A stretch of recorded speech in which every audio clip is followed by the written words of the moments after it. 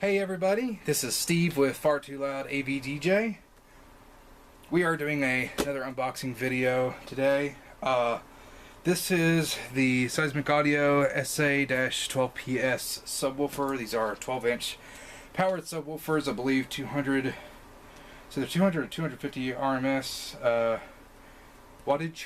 And I'll get into the details of it after we unbox it, so let us get to it. Okay, well, this is the first tool I see laying around, so that's what I'm going to use. Bands.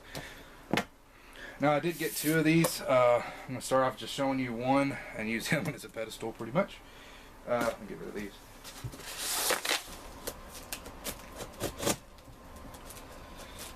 This is very non-conventional opening, I know, but I'm very lazy and don't feel like getting a knife or scissors. And there she is, the Seismic Audio SA-12PS 12-inch powered subwoofer. First thing I noticed is actually this is very low profile, which is what I wanted. I could fit these in the back of a sedan. I fit two of these in the back of the sedan, which I absolutely love. It's got a pole mount here, and I've actually got some adjustable subwoofer pole mounts that I'm going to plan to use with these. We'll see how that looks. So anyways, that's what the front looks like. Nice metal screen, and then there's a audible transparent mesh behind it. Looks very professional. That's another thing I really liked about it. Now this thing does look coated. I'll go ahead and tell you now, this is not coated. This is not hard coated. This is actually wrapped in, I think it's called Tilex, something like that. So still pretty roadworthy. It's got some nice corner protectors on it, but I still would not suggest throwing these around like you would any other hard coated units. Let's take a look at the back. Alright, so here's what the back of it looks like. It's got an IEC power port, pretty standard, with a fuse right there. On-off switch. It does have power selection for 115 and 230 volt power input, so very versatile there as far as power input there. We do have your main gain here, your volume if you will. Pretty simple. You've got input, TS input and TS output. Now this is one of the drawbacks for me on this guy, and I had to think very hard on getting this between the mini trimmer, and this is exactly why. It's because of this TS, because if I'm going to be using it as front of house subwoofers for smaller gigs, or if I'm going to be using it for monitors for DJs, monitor subs, this is going to be very difficult to work with. Ideally I'm going to have to use probably a reamp box, which are very expensive, if I don't make my own, that is, to use with this. However, since I pretty much normally use my digital processor, I'll probably, for both cases, put these on a subwoofer out and put the processor in the back near the snake like I usually do, and then just use a 25-foot or less cable, XLR to TS cable or TRS should work, and go into these. So not a big deal, but the reason they have this here, for one, it does make it a little bit more affordable, and also the reason they didn't really consider XLR inputs is these are designed to be used with those small stack powered speakers that have like the 3 or 4 6-inch, 5-inch, 6.5-inch woofers and a tweeter in there for like acoustics and small, very small setups, which are going to be, you're going to be right next to, so having balanced versus unbalanced is not going to matter. But that's why they design them like this, because they are meant to be used with those speakers, and literally to jump out from the output of your top speaker of one of those speakers into this guy, which I may end up doing in these cases too. I might just go from my altos into here. However, the only drawback here, I believe the crossover or low pass filter, whichever it has, is set at 200 hertz, which is a little high for me, especially at EDM gigs. But again, my processor, I can set that. It's usually 80 to 100 depending on what I'm rolling with, or sometimes 120. But you know, if it sounds okay running straight out for quick setups, I might go ahead and just leapfrog it. But you know, if not, I'll just use either my passive crossover with a short run cable and or my digital processor. So anyway, so yeah, so we got TS in and out, so I can link these, which I will be doing, because at this particular gig, I think I'm going to be putting these in the center and put them one right next to the other, and just leap out with a patch cable. I don't know yet, but that is useful. And then you got a power indicator and a clip light. Very simple. I'm really glad to have that clip light. Clip light is very important to me because it helps me adjust it and then know where it needs to be at 0 dB. So I can run the rest of I can run the processor, I can run the mixer, whatever I'm using properly, and not have to worry about what this guy's doing back here. Okay, so that's basically it. There's the back, you've seen the front, got a pull mat on the top. So I'm going to unbox the other one. Let's see about getting them powered up and see what they sound like. Okay, so I wanted to go ahead and show this too as part of the video, because why not? This is the subwoofer pole, also from Seismic Audio. It's just the sub stand is what it's called. And this is, again, the adjustable subwoofer pole. They have a 20-inch static pole, which is just a pole, which would not work for me. I guess that, again, is it's mainly designed for using the 12-inch subwoofer with the little... I'm sorry, I don't know the model number offhand, but the little acoustical speakers. Alright, so here's the pole. Pretty standard. Nice snug fit, that's good. Okay, we've got a pin, which is always good. I always like safety pins. It is a plus for me. Okay, so this pole is not very tall. So let's see, from the top of the subwoofer to the top of the pole, not a very useful measurement, but it's 42 inches, so probably from, if I had to guess, if I had to estimate, on average, from the bottom of your subwoofer to the bottom, or excuse me, from the top of the subwoofer to the bottom of your speaker, after you put your speaker on here, is probably going to be about 40 inches. These adjustable subwoofer mount poles are probably designed more for 18-inch subs with tops, which would probably put it more closer to about 5.5 to 6 feet, you know, to the bottom of your speaker, which is where you generally want them. All right, so I've got my Alto TS-12 up there. I know you can't even see it, but I do have the subwoofer up on a pedestal. But let's measure. So about 6.5 feet to the very top of the speaker, about 6 feet to the bottom of the horn, roughly, which would put it. That'd probably put it about right. For monitors, you know, putting it right where your ears are, would probably put your ears on me. I mean, everybody's different heights, but let's say on average, I'm roughly 6 foot, a little over. It'd probably put the average person roughly between the mid-range and the tweeter, which is pretty much where you want to hear. So, okay, so that might be pretty ideal then. So not a bad deal. So let's lower this now so you can see what's going on.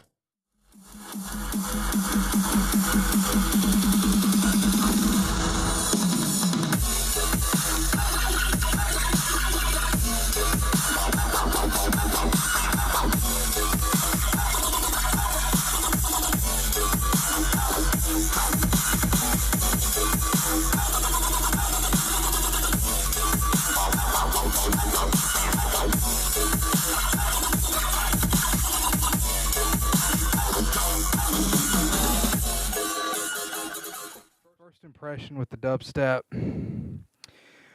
it was not quite what I expected. I will go ahead and say, I will say it is clean. I'm actually pretty surprised at how clean it is coming out of here. Now I do not want to push it too hard, just simply because it is a brand new speaker. I do need to break it in first, but I did push it pretty hard. You know, I didn't want to turn it up too loud. I did put it up just to clipping, just for a minute, just to see how much it can put out. So I played that. Now I'm going to play a song that's got more of a drums to it, more of, you know, of a kick drum as opposed to steady bass line, and see what that sounds like.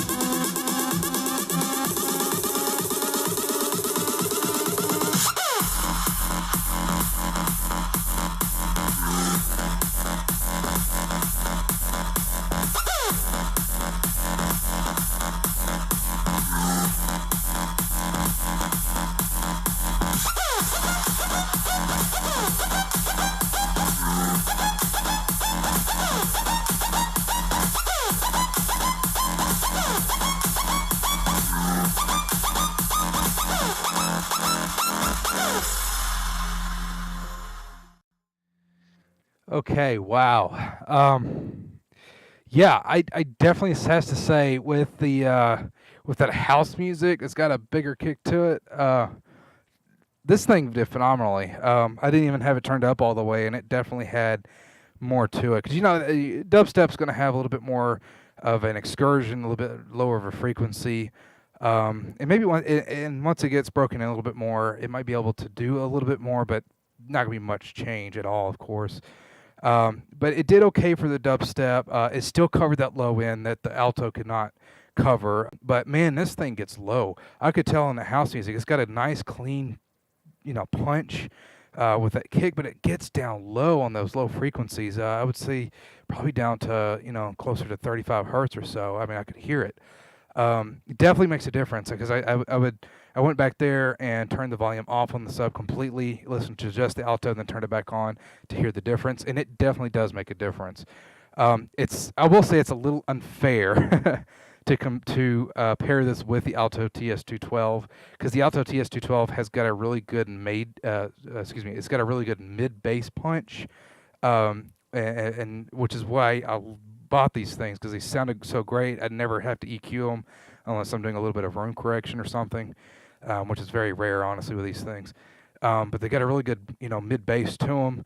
So it was kind of hard to tell the difference between the 12-inch mid range here with the mid bass and the 12-inch sub. But man, once I turned it off and turned it back on, you can with all the different genres of music I played, you could tell a difference. So one more thing I'm going to do is I'm going to play unfortunately a copyrighted song, so I can't let you listen to it, but I'll kind of give you my input on it. Okay, so I can tell what I want to use this for and how I'm going to use it.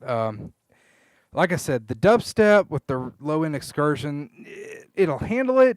Definitely make sure you break it in very well before you start putting excursions through it, and try not to push it too hard. It's just a little 200-watt subwoofer, but it does handle it pretty well. It covers that low end really well. It's got a very low end tonality, like I said, probably down to about 35 hertz from what I was hearing. So it gets really low end. It's very clean. I was starting to get a little bit of buzz on there because the bass line, went from a higher pitch all the way down to a very low pitch, and once it got down to that lower registry, it started to get a little bit of a vent buzz there, but not noticeable unless you're standing right in front of it like I am. But man, it did awesome with pre-recorded drum kicks. So this is definitely going to be a great drummer monitor of any kind. It's just clean, and it had a lot of good punch to it. Got a lot of low end. This is also going to be great for little house parties where you don't need a whole lot of bass, but you definitely need something, and it's something to get that party moving. So they can hear the bass, and they can still feel it a little bit, but without getting the neighbors called on you too easily. Karaoke is going to be great. And honestly, I would definitely. It sounds great with the alto. It really does. I mean, for it. I'm perfectly comfortable just going straight out of the alto mixed output into the subwoofer if I have to, because it's clean. I know the crossover is supposed to be at 200, but you know what? It's clean between that, because like I said, the bass line, the guitars, the drums, I could hear a clean crossover between the Alto TS-212 and the Seismic Audio 12PS SA-12PS, and man, it was just great. I mean, it was clean. I did not expect that kind of performance from it. I'm happy with it. It's definitely not like all powerful as I expected, I guess. Well, it isn't. It isn't. I knew it was only 200 watts RMS. Or 250. I'm sorry, I can't remember if it's 200 or 250, but you can see it in the description for the item. But man, it does put out quite a bit for what it is, and it's solid. I like it. I mean, I can, like I said, I can just plug it into the output of of my powered speaker, and I have to worry about a crossover so much, and I know it's good to go, which I'll definitely like. And that was what it was designed for, more or less. So, in conclusion, if you're going to do dubstep events, I honestly would probably suggest going with at least a 15 if you're going to use a monitor. If you already have these, you can do it. Just watch the excursions, because I don't really have any reason to be weary of it, I guess. I just feel like, it's not going to be quite designed for making that much output and putting it through that much stress. Because again, this was designed more for like acoustic sets or a smaller system. But man, that house music, like again, if you're gonna do house parties, for just some club music, cha-cha slide, Cupid shuffle, stuff like that, it's gonna be great. It's awesome. It's gonna be perfect for that. It's gonna be perfect for like rock, classic rock, jazz. It's gonna be great for jazz. Pretty much anything you want to put through it is gonna be great. I would definitely use this as a drum monitor. Karaoke system, pair it with a 12, 10, maybe even an 8, if you just need a small system, especially for like karaoke or something where you just don't need much. I think it's perfect, and for the price point, I don't think you can beat it. Man, I tell you, this is great. I definitely would recommend this. And the fact, like I said, I am comfortable with just going straight from my speaker into the subwoofer. So it's great to take on the road for if you got a small house party and you don't want to have to load up a van. I guarantee you can fit your cables, you can fit your speakers, 2 speakers, you can fit 2 of these subs, a couple of pole mounts or tripods in the back seat of a sedan, maybe the trunk, and you're good to go. I guarantee you. I really like these things. If you want a couple, come talk to us at Far Too Loud AV DJ. And if you want to, ask for me, Steve, and say, hey, I saw your video review on these things. I want to get a couple, and I'll get you a good deal. Or if you want to, you can go directly to Seismic and say, hey, I saw this video review from Steve over at Far Too Loud AV DJ in Nashville, and I really liked what they had to say about them, and I want to get a couple. And those guys will hook you up too. So I think that's it.